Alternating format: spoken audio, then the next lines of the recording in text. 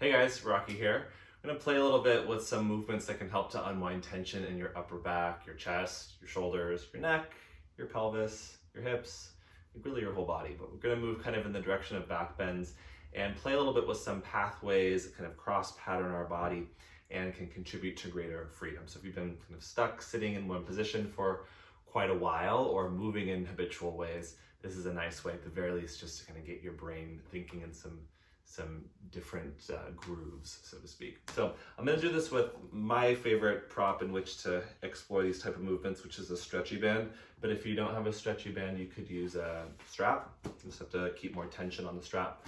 Or you could use a stick or like a broomstick, which kind of gets that tension for you. It just doesn't have so much of the elasticity.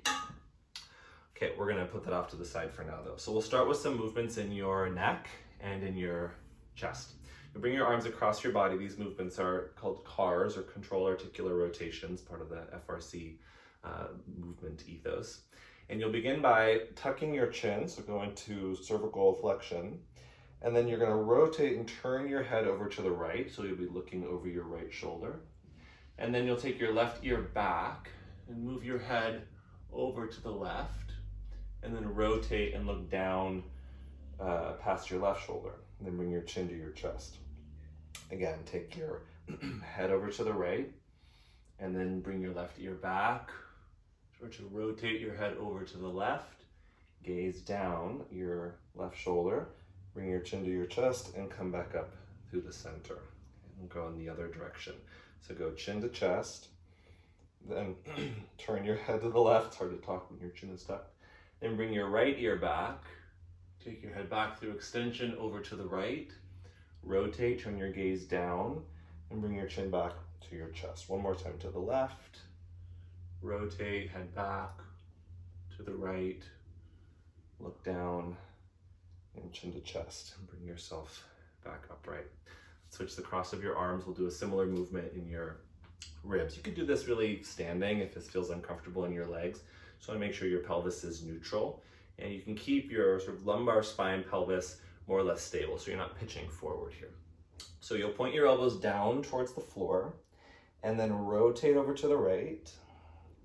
And then as you bring your left shoulder back, your elbows will sort of paint a rainbow, an arc from right to left, and you'll rotate down to the left and back to the center. Again, go right, rotate, go back to the left, rotate, come through center and upright, and then reverse, flex, rotate to the left, right shoulder back, go back into the right, rotate,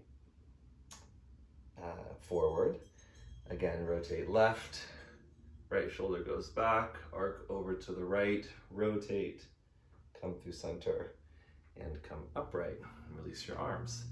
All right, so now let's warm up our shoulders. We'll do this first with a movement that we'll call shoulder flossing. First heard that term from the miraculous Michael Walters. Look him up, great teacher. But shoulder flossing quite literally does for your shoulders, or similarly for your shoulders what flossing does for your teeth. So get a wide enough grip on the stick or the strap or the stretchy band that you can straighten your arms the whole time.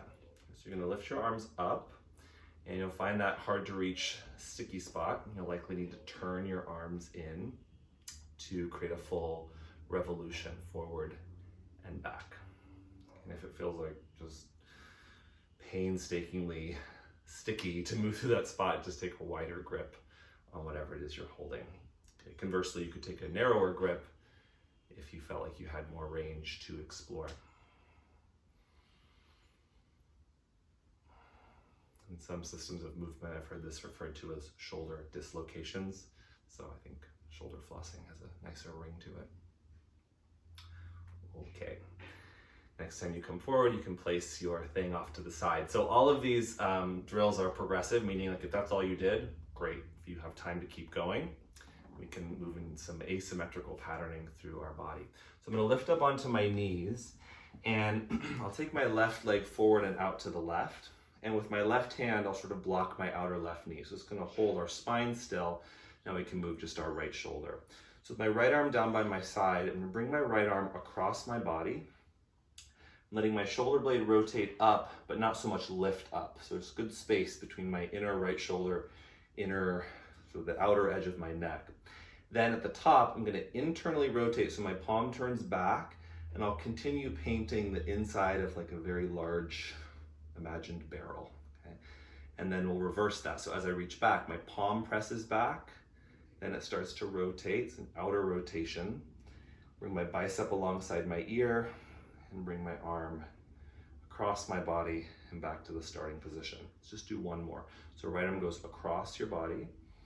Bicep ends up by your ear. I'm pulling my ribs back to hold my spine stable, and then I'll turn and reach back, almost like I'm reaching back with the thumb side of my hand. So as I end up in this final position, my palm is facing the wall behind me. Then I press with my palm, rotate, wrap around, go across the midline, and back to the center. Okay, let's switch. So left knee down, right leg forward into the side. I'm gonna block my outer right knee with my right hand. Okay, draw my ribs in, and a little squeeze through my glutes here just to orient a center line through my spine. Okay. And my left arm goes across. My left bicep ends up by my ear. Okay. If it doesn't quite get to my ear without my ribs popping forward, you can go to the end range that's available for you. Then you'll internally rotate, reach back with the thumb side of your palm, all the way back, and then reverse.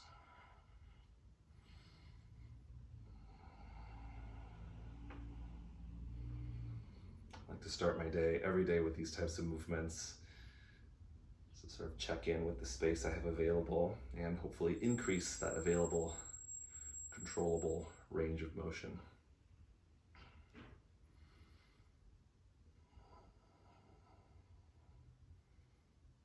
Across and come down.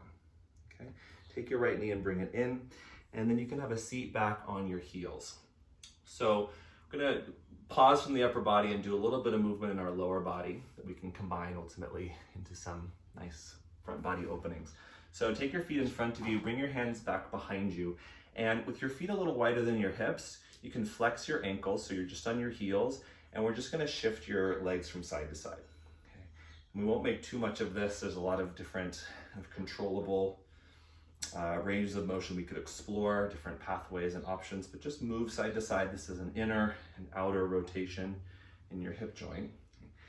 And then next time you end up with your legs to the right, go ahead and pause here.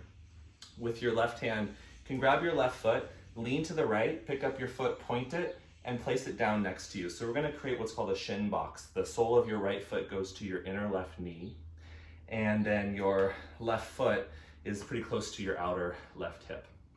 Now lean into your right hand. You can even bring your left hand and sort of press your right thigh down.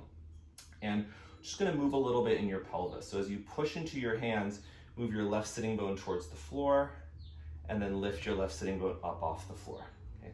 So you're rotating your pelvis from left to right, which in turn deepens the inner rotation of the left hip and the flexion of the left knee, among other things.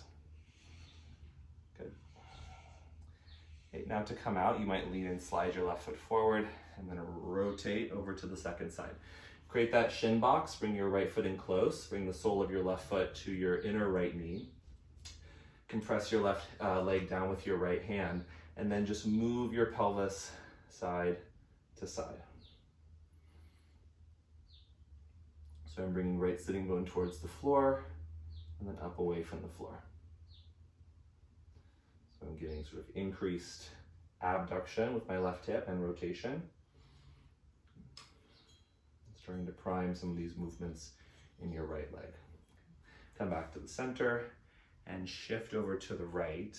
Now we're going to combine the movements in the arms with the movements in your legs. With or without the use of your hands, tighten up into that shin box position. Take your right hand out to the side. Okay, and now our pelvis, ribs, and shoulders are all gonna move together. Okay, so my left arm is gonna reach out in front of me. I'm gonna start the movement by guiding with my arm. So my arm reaches up across my body, so bicep by my ear. Then I'm gonna take a little side bend to the right as I lift my pelvis up. And then when I can't reach any further, I can turn my palm, reach it back behind me, and circle my way back down. Okay, so that movement we did with the shoulder now combines with the movements in your hips. We'll reverse that, so palm reaches back. I'm gonna go up, circle my arm around, there's a side bend, and then I come back. Again, go up and across, lift your pelvis, turn your palm, and have a seat. Reverse, palm back, lift, and come all the way down. Okay, let's switch sides. So up and over to the left. You can point your right foot, bring it back. Left foot, rather sole to inner right knee. Left hand goes behind me, and I'm turning my left hand out a little bit just to ensure a nice outer rotation in my left shoulder. Okay, so leading with my right hand, it goes up, across the midline, bicep by my ear, pelvis lifts. So from my right knee to my fingertips, long line. Then I'll turn my right palm, sweep it back behind me as I come all the way back and down to a seat. Reverse that, go back. Rotate around, enjoy the side bend, and come down. Okay, so whereas before, keep going, we were isolating these movements in one or more joints, now we're letting them all kind of combine into this whole body pattern.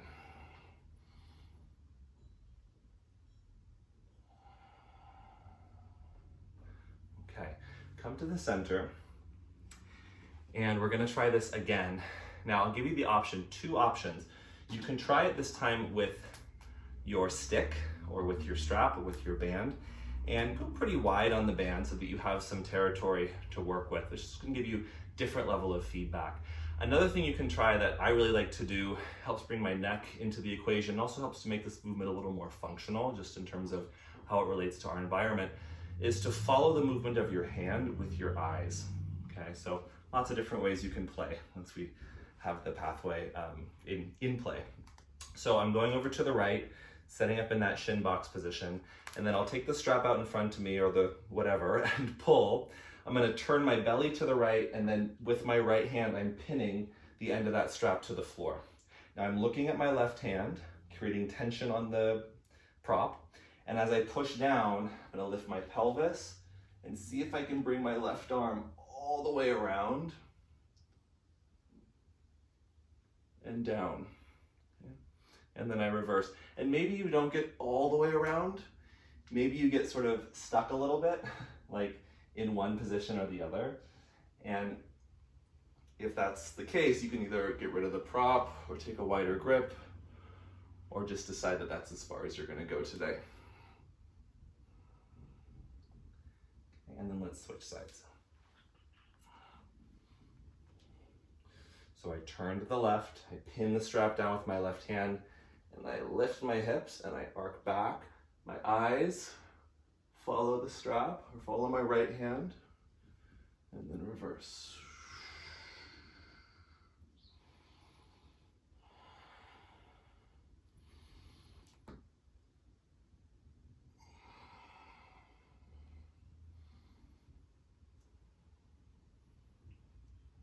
Okay.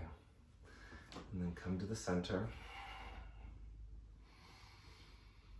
Nice to close your eyes for a moment and just feel the effects that your change of shape or of movement has on your state of being, the inner movements of your mind, activity in your cells, perhaps even the movement of your breath. Take a deep breath in. Open your mouth, let it go. Open your eyes. All right, so if you have the time, you can keep moving. It's a really great way to warm up for your back bend practice. Also, if you have the time for a little siesta, 5-10 minute nap, it can be a nice way to kind of anchor in some of these movements and give yourself a break just in terms of your capacity to do and effort your mind. Thank you so much for practicing with me, and please enjoy the rest of your day. Peace.